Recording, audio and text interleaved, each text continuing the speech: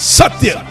इसके बगैर चलोगे तो ठोकर जरूर खाओगे, इसे साथ नहीं ले चलोगे तो जिंदगी में धोखा जरूर खाओगे, इसे ओढ़े बगैर चलोगे तो जिंदगी के ठंड में आप कांपते रह जाओगे, अंधेरे और अंधविश्वास में घिर जाओगे।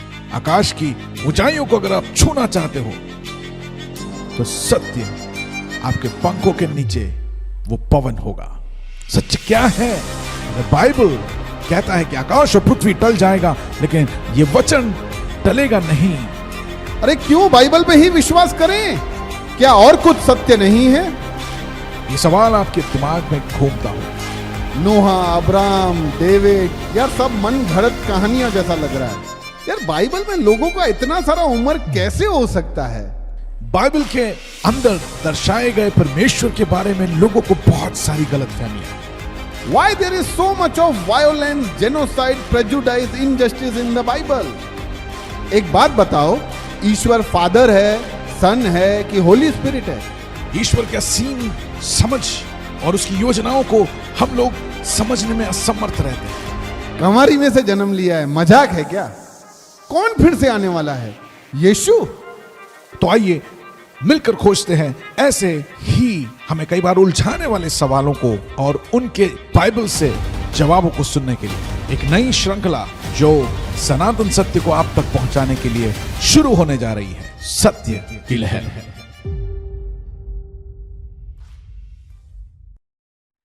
Welcome to the final book. कैसे हो Girish? Yeah, all great. I was just wondering कि and thanking God कि what a wonderful journey. क्या जबरदस्त ये excited journey रहा. Yes.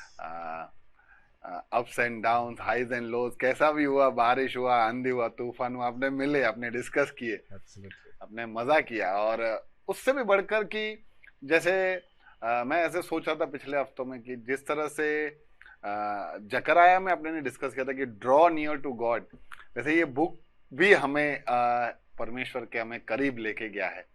और बहुत ही अच्छा, I am so glad, I am so happy.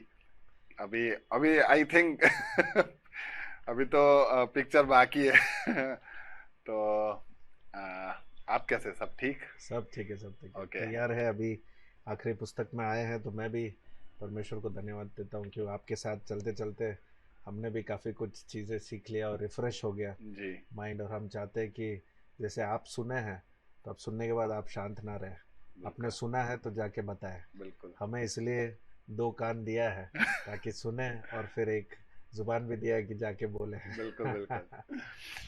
सुन के निकालना दे। राइट। सो बुक जो है, अभी मेरे को इंग्लिश में भी पता नहीं कैसे प्रोनाउंस करने का, मलाकी बोलूं कि, क्योंकि हिंदी में मैं देख रहा था तो मलाकी बोलते हैं, इसमें भी मलाकी, मलाकाय, तो कैसे बोलने का, वॉट एवर द प्रोनाउंसिएशन। तो मलाकाय या मलाकी कौन था? और फिर से एक बार वही सवाल कि क्योंकि ये वर्ड्स हैं, नाम का वहां पे इम्पोर्टेंस बहुत था, तो क्या होता है मलाकाय का मीनिंग या मलाकी का मतलब? वैसे मलाकी का मीनिंग तो है एक मैसेंजर है जो परमेश्वर का संदेश ले आ रहा है, और इसे खास करके आखिरी पुस्तक के पोजीशन इसको यहाँ पर दिया है पुराने नियम में। वो इसलिए क्योंकि ये एक बंदीगृह से वापस आकर जब ये अपने शहर और अपने देश को बनाते हैं, और उसके बाद क्या होता है, करीब करीब 100 साल हो चुका है, 70 साल के बंदीगृह के बाद वापस लौटकर 100 साल तक हो गया है। अब इनका हालत क्या है, इनके अंदर क्या चल रहा है? और मैंने जैसे कहा कि आखिरी 500 साल जो है यहाँ पर याजकों का इस्तेमाल होते होते बहुत शांत हो जाता है यहाँ पर, और फिर हम देखते हैं मसीह आता है इसके बाद। तो ये आखिरी पुस्तक में वो कंडीशन दिखाया गया है कि मसीह आने से पहले इनका हालत क्या था और कितना इनके अंदर क्या कुछ हो रहा है, इसको यहाँ पर दिखाते हुए मलाकी को परमेश्वर यहाँ पर इस्तेमाल करता है, और बहुत ही एक स्ट्रॉन्ग मैसेज फिर से यहाँ पर ले आ रहा है। मैं ऐसा सोचता हूँ कि यदि अगर हम कहीं से आजाद हुए हैं, गुलामी से, बंदी से, तो हमें ज्यादा थैंकफुल और डिवोटेड बन जाना चाहिए। पर यहाँ कुछ ऐसा लग रहा है कि सब थोड़ा उल्टा जैसा पड़ गया। तो क्या आप कुछ इश्यूज के बारे में डिस्कस कर सकते हैं? देखिए, ये कैसा होता है कि जब हम बुक पढ़ते हैं तब हम करीब करीब 50 एक साल के बीच में जो हो रहा है बस कुछ ही पेजेस में पढ़ लेते हैं, कुछ ही पन्नों में दिख जाता है। 50 100 साल का पॉइंट्स जो है कुछ पेजेस में दिख जाते हैं। तो हमको लगता है इतना जल्दी कैसे बदल गया। ठीक है, हमारा जीवन भी कुछ ऐसा ही है जैसे यहाँ पर हम बाइबल में देखते हैं कि 50 100 साल के बाद फिर से वो चीज़ें वापस हमें डिस्ट्रैक्शन में और भटक जाते हैं, वापस कुछ चीज़ों में लौट जाते हैं। आज भी हालत आज भी वो अंदर से जो माइंड जो बैटल है, जो हमारा जो युद्ध जो अंदर चलता है, वो इस प्रकार ही है कि हम भी कुछ चीज़ें वापस लौट जाते हैं, कुछ चीज़ें हमें वापस खींचता है कुछ साल के बाद, कि वो चीज़ें जिसको हम छोड़कर भागे और अच्छे जीवन जीने लगे, फिर वो चीज़ें हमें थोड़े साल के बाद वो खींचने लगता है। काफ़ी साल तक हमने पकड़े रखा, हम आगे जोश में जाते हैं, सब करते हैं, और ऐसा ही इज़राइल का कंडीशन रहा है। कब? जब से उनको परमेश्वर ने चुना, जो याकूब का जो चुनाव था, वहाँ से लेकर यहाँ पर हम देखते हैं कि ये कंडीशन बार बार रिपीट हो रहा है। और परमेश्वर यहाँ पर अपने नाराज़गी को दिखाते हैं और एक डिस्प्यूट के रूप में यहाँ पर बहुत सारे फैक्ट्स यहाँ पर सामने रखते हैं। और जब वो एक फैक्ट ला रहे हैं, भविष्यवक्ता जब ले आ रहे हैं यहाँ पर भविष्यवाणी के रूप में, तब लोग पूछते हैं कि हमने कहाँ किया, हमने कैसे किया, हाँ हमने कहाँ आपका प्रेम को हमने चखा, हमको तो आपका प्रेम दिखा ही नहीं। तो ऐसे सारे सवाल पूछना, ऐसे सारे आर्ग्यूमेंट टाइप करना परमेश्वर के साथ, ये ठीक नहीं है। और ये इतना करप्शन अंदर बैठ गया अब 100 साल के बाद अंदर आए, क्योंकि इसका भी एक कारण क्या है कि इनके अंदर एक अलग ही आशा, एक अलग ही इनके सपने थे कि अब हम वापस आ गए, देश खड़ा होगा और अब परमेश्वर हमें अब पूरे दुनिया में हमें टॉप में ले आएगा और हम पूरे दुनिया को राज करेंगे। तो इनका एक्सपेक्टेशन था कि पॉलिटिकली ये पावरफुल हो जाएंगे और सबको राज करेंगे, जब परमेश्वर का वो इच्छा नहीं था। और इन्होंने परमेश्वर का इच्छा समझा नहीं और इसलिए परमेश्वर के पास नहीं रहे। जैसे हमने लास्ट टाइम डिस्कस किया कि परमेश्वर का हित का अगर आप पूरा उसका जो आज्ञा पालन नहीं करोगे तो आप परमेश्वर के पास नहीं हो, परमेश्वर से दूर हो जाओगे। और परमेश्वर से दूर हो जाओगे तो अंधकार में चलोगे, रोशनी में नहीं हो। और अंधकार में रहने की वजह से करप्शन फिर आ गया, सारे पाप आ गए, सारे अननेसेसरी थिंग्स, यानी जो चीज़ें हमें परमेश्वर के सामने नहीं करना है, वो चीज़ें हम एक वैल्यूलेस, एक वर्थलेस टाइप के, एक मतलब एक हम इतना वैल्यू ही नहीं दे रहे हैं परमेश्वर को, ऐसा हालत बन चुका है यहाँ पर मलकाई की किताब में। और फिर से मलकाई याद दिलाता है कि तुम अब ऐसे कंडीशन में आ गए हो, अब मसीहा आएगा और तुम इस दिन से पहले तुम बच जाओ, इस दिन से पहले तुम अपने आप को सीधा कर लो। और यही संदेश लेकर फिर से मलकाई यहाँ पर आया। हाँ, शुरू में ही मैं ऐसा देख रहा हूँ कि संदेश ऐसा है कि तुमने तुम्हारे घर सजा दिए, तुमने तुम्हारे भंडार भर दिए, मेरे लिए क्या, व्हाटएवर। तो वहां पे कुछ ऐसा टाइथिंग का, यानी कुछ परमेश्वर के लिए दान या परमेश्वर के लिए कुछ साइड असाइड करना, ऐसा कॉन्टेक्स्ट में देखने को मिलता है। तो मैं ऐसा सोच रहा था कि ईश्वर को क्या जरूरत है। दशांश के बारे में यहाँ पर बताया गया है। दशांश यानी आप जितना कमाते हो उसको 10 बांट लो, 10 ग्रुप्स में बांट लो और उसमें से पहला जो भाग है वो परमेश्वर को दे दो, यानी 10%। 10% यानी 10% आपके कमाई में, आपके जो भी पूरे साल में, पूरे महीने में जो कुछ भी आपका ये इस समय में तो अनाज होता था, जो भी उगता था, जो भी इनका फील्ड में होता था। जैसे आज के समय में हमारा तनख्वाह है, हमारा इनकम सोर्स जो है, जो भी हमारा इनकम सोर्स है, उसमें 10% बिलोंग्स टू गॉड। अब यहाँ पर क्या हो गया, अब लोग जो है वो दशांश नहीं दे रहे हैं, वो परमेश्वर के सामने वो दशांश को नहीं लेके आ रहे, और जो लेके आ रहे हैं वो खराब चीज़ों को ले आ रहे हैं, अच्छे चीज़ों को नहीं आ रहे। पहला फल जो अच्छे फलों को नहीं ले आ रहे, अच्छे जो उनके जो उपज है उसे नहीं ले आ रहे हैं, और पूरे खराब चीज़ों को ले आ रहे हैं। तो परमेश्वर को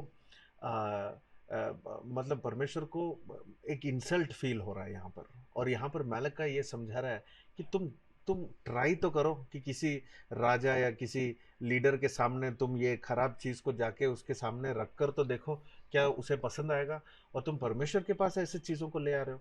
जो खराब चीजें हैं, जो तुमको लगता है कि ये खराब है एनीवे, तो कोई खाएगा नहीं, कोई लेगा नहीं, चलो हम परमेश्वर को दे देते हैं आज भी। ऐसा याद आया कि कहीं पे वो पैसा डालना होता है तो जो फटा पुराना नोट हो सेलो टेप लगा के उनको दे देने का, चलेगा ये। उनको दे देते हैं, तो हमको लगता है हमने कुछ दान दिया है, हाँ, दान दिया है। कि मैंने देखो इतना दान दिया है, लेकिन फटा नोट था। तुमने नोट भी जो दिया वो भी तुमने अच्छे से नहीं दिया, लेकिन तुम्हारे पॉकेट में जो सब ब्रांड न्यू वाले हाँ। नोट होंगे।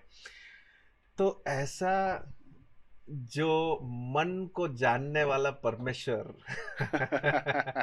जब हमारे हाथों को देखता है और जो देखता है कि हम क्या ले आ रहे हैं उसके सामने, तो उसे इंसल्ट दिखाई देता है कि तुम परमेश्वर को सच्चे दिल से तुम प्यार नहीं करते। और दशांश का भाग जो है, ये नियम आने से पहले, यानी मूसा के द्वारा नियम आने से पहले इसका वर्णन किया गया है, दशांश देना। तो दशांश का शुरुआत आदि से है, उत्पत्ति की किताब से है। अब मैं वो देख रहा हूँ, कैन भी और हाबिल भी तो लेके आए थे। वो भी अपने ऑफरिंग्स लेके आए। तो शुरुआत ये सैक्रिफाइसेस और ऑफरिंग्स का शुरुआत पहले फैमिली से। हाँ। इसका कोई ऐसा नहीं है कि सडन से परमेश्वर बोला चलो तुम ज्यादा कमाने लगे हो, अब तुम उसमें से 10% मुझे दो क्योंकि मैंने तुमको सब दिया है, तो ये पार्टनरशिप नहीं, ऐसा नहीं। परमेश्वर इसलिए दशांश को सामने ले आने बोलता है क्योंकि आप समझो 100% जो आप कमा रहे हो उसमें से 10% जो है वो तुम्हारे 100% को दिखाता है। It's a representation of the 100% you earn। तो क्योंकि 10 represents 100, जब तुम 10 को ले आओगे, 10% को ले आओगे, तो तुम 100% को सामने रख रहे हो परमेश्वर के सामने। सो 10% ले आ रहे हो, तो इसका मतलब ये नहीं कि परमेश्वर को 10% चाहिए क्योंकि उसने हमको ये ये जॉब दिया है या ये बिजनेस दिया है, ये लैंड दिया है, इसलिए हमको पूछ रहा है वो देखो 10% मेरा बाकी तुम्हारा 90। नहीं, बाकी 90% भी उसका ही है, बाकी 90% भी उसका ही है। वो बस देखना चाहता है कि क्या तुम्हारे कमाई में तुम सब कुछ, क्या रिप्रेजेंटेशन में क्या तुम मेरे सामने ले आ सकते हो। और इसलिए दशांश is very special and very important क्योंकि वो दिखाता है कि तुम्हारा अर्निंग्स कितना है और तुम कितने ऑनेस्ट हो, कितने क्लियर हो, कितने दिल से तुम, कितने साफ मन से तुम ले आते हो। क्योंकि ले आने में एग्जैक्टली ये मेरा अगला क्वेश्चन था कि पहला क्वेश्चन था कि क्या अगर मेरा condition of the heart is not good, अभी मैं कुड़कुड़ा के मन मार के भाई नहीं तो फिर ईश्वर मेरा कुछ बिगाड़ेगा ऐसा करके मैं आपको 10% दे भी दूं, तो व्हाट्स वर्थ, क्या मतलब क्या उसका, पॉइंटलेस। और दूसरा कि क्या सब कुछ ही ईश्वर का नहीं है, तो फिर वो 10% लेके आने का यानी जस्ट वाई, मेरा पर क्यों चाहिए ईश्वर को ये सब। ईश्वर को इसमें से उसके लिए कुछ नहीं चाहिए, लेकिन उसके भवन में, उसके मंदिर में, उसके इकट्ठे होने की जगह में जो सारे चीजें हैं, जो उसके सारे कार्यों के लिए, उसके कार्यों के लिए, याजकों के लिए वहां, क्योंकि ये याजकों का समय है। और खास करके वो देख रहा है कि याजक ही वहां पर करप्ट हो गया है, तो आप समझो जो लाने वाले हैं वो भी करप्ट हो गए हैं। और सब लोग यहाँ पर करप्शन में हैं। और यहाँ पर ये बताया जा रहा है कि देखो तुम जब ले आ रहे हो, तुम नहीं ले आ रहे हो ठीक से, तुम मुझे भी इंसल्ट कर रहे हो, और जो मंदिर और जो चीजें जो चलाने के लिए जो जरूरत है वो भी पूरा नहीं हो रहा है, तो यू आर स्टीलिंग। इसलिए यहाँ पर क्या है कि तुम चोरी कर रहे हो। अब तो यहाँ जैसे चलना चाहिए, तुम आए क्यों वापस? क्योंकि लोग जब वापस आए, अब ध्यान से अगर सोच के देखेंगे, जब बंदीगृह में से वापस आए तो सब लोग नहीं आए। जो वहां पर बिजनेस में जो सेटल थे वो नहीं आए वापस, क्योंकि वहां फर्टाइल ग्राउंड था, वहां अच्छा था लैंड। यहाँ पर पूरा सूखा हुआ, पूरा पूरा डेब्रिज, यहाँ पूरा टूटा पड़ा सब पड़ा था, और यहाँ पर फर्टाइल नहीं था। तो वापस आना बिजनेस माइंडसेट से, जो वापस आए वो बिजनेस माइंडसेट से नहीं आए, क्योंकि यहाँ पर आके बिजनेस करने का कुछ था नहीं। यहाँ पर वापस आए तो आत्मिक रीति से बढ़ने के लिए ही आए हैं। So everybody who came back spiritual growth के लिए आए, लेकिन वो स्पिरिचुअल ग्रोथ भी ठीक से नहीं हुआ। ओके, और उसमें करप्शन हो गया और उसमें कॉम्प्रोमाइज हो गया। यानी बाहर से दिख रहा है कि ये आत्मिक रीति से कुछ करने की कोशिश कर रहे हैं, लेकिन अंदर से जब देखेंगे तो इन लोग साफ से वो कुछ चीजें जो लाना चाहिए वो नहीं ले आ रहे, जिस मन से प्रार्थना करना चाहिए वो नहीं कर रहे, जिस हृदय से वो उनको आराधना करना चाहिए वो नहीं कर पा रहे, यानी मन भी साफ नहीं है और जो लेके आ रहे वो भी साफ नहीं है। ओके। आप बोल रहे कि परमेश्वर पूछ रहा है कि तुम क्या कर रहे हो, तुम चोरी कर रहे हो। तो फिर कैसा हमें प्रभु के पास लेके आना चाहिए? परमेश्वर के पास जब आते हो आप देखो बलि क्या दिखाता है। जैसे आपने पूछा कि बलि उसके लिए क्यों जरूरत है, दशांश उसके लिए क्यों जरूरत है। एक तो मैंने आपको फिजिकल नीड बताया कि कुछ चीजों को, जरूरतों को पूरा करने के लिए चाहिए, लेकिन उससे भी बढ़कर जो पहला चीज है, जब मन से हम कुछ चीजों को ले आते हैं, वो क्या दिखाता है, वो क्या बताता है, वो हमारा प्रेम दिखाता है कि हम कैसे एक प्रतिक्रिया के रूप में, एक रिस्पॉन्स के रूप में हम कैसे परमेश्वर को वो प्रेम जताते हैं जो प्रेम उसने दिखाया।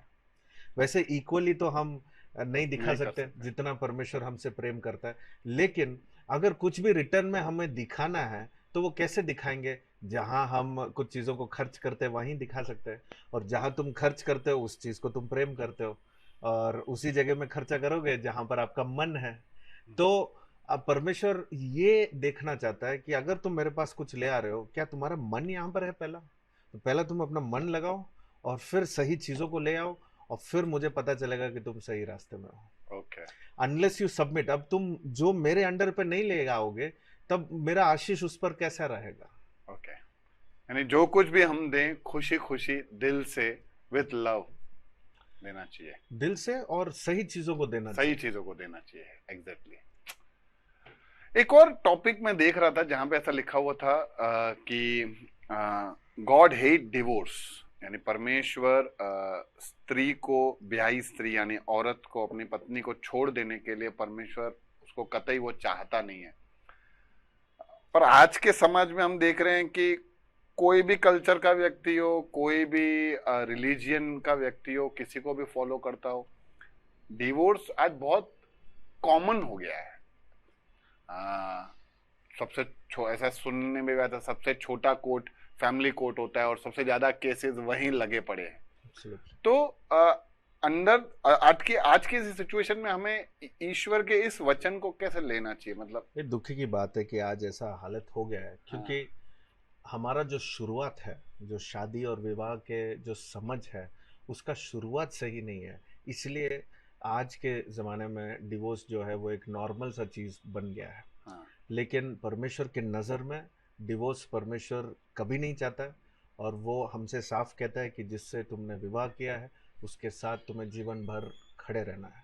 चाहे आंधी तूफान आए, कुछ भी आए, तुम्हें एडजस्ट करना है, तुम्हें कुछ चीज़ों को बदलना है, बदलते हुए प्रार्थना करना है कि सामने वाले भी बदले, और तुम्हें खड़े रहना है। ये परमेश्वर का साफ स्टैंडर्ड है। ओके। इसे कोई भी बदल नहीं सकता। कोई भी समय, कोई भी साल या कोई भी जनरेशन ऐसा लगे कि नहीं अब जमाना बदल गया है, कोई भी जमाना बदल जाए, परमेश्वर का वचन बदलता नहीं है। यानी ये सबके लिए है, ये स्टैंडर्ड सबके लिए, सब समय के लिए है, ओके, और ये कभी मिटेगा ही नहीं। ऐसा ओके। परमेश्वर का वचन जब दिया है तो बस खत्म। बिल्कुल।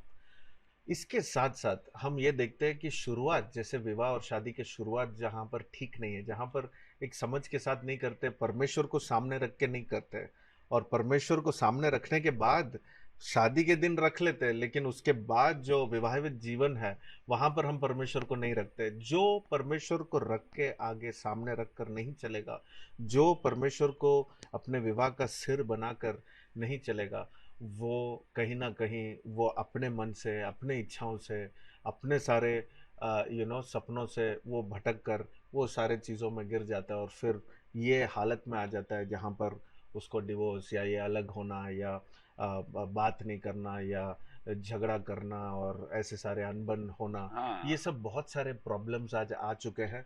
वो इसलिए क्योंकि हमारा कॉन्शियस माइंड में ये हम याद नहीं रखते कि परमेश्वर है जिसने ये विवाह शादी जो है वो उसने शुरुआत किया है, और ये जो विवाह है और जो परिवार है परमेश्वर के नज़र में पवित्र है, और इसे हमें आगे ले जाना है एक सेवकाई के रूप में। हमारा जो फर्स्ट सेवकाई है वो परिवार में होना चाहिए, बिल्कुल। बाहर के रीति से नहीं। काफ़ी लोग बाहर बहुत अच्छा सेवा करना चाहते हैं, लेकिन अपने घरों घर में में नहीं वो सेवा नहीं करना चाहते। घरों में उनको बस अपना घमंड और अपने स्वार्थ जीवन को दिखाने में, चिल्लाने में उनको लगता है कि ऐसा ही परिवार चलता है, पर ऐसा नहीं है।